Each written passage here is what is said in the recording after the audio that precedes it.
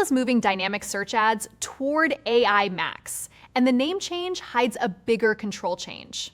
Dynamic search ads used your website to match searches and choose landing pages. AI Max can combine broader search term matching, generated ad text, and final URL expansion inside a standard search campaign. That means it can find demand you did not explicitly list, but it can also send traffic to pages and messages you did not manually pair with a keyword.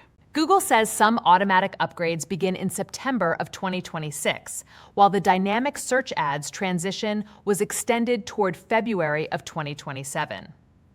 Before opting in, export your current search terms, landing pages, exclusions, and conversion data. Then test AI Max in a controlled campaign or experiment with a real conversion event, not clicks alone. Review the search terms it found, the page each person landed on, and whether the lead was actually qualified. Automation can expand reach, but the comparison only means something if the old and new campaigns are judged on the same business outcome.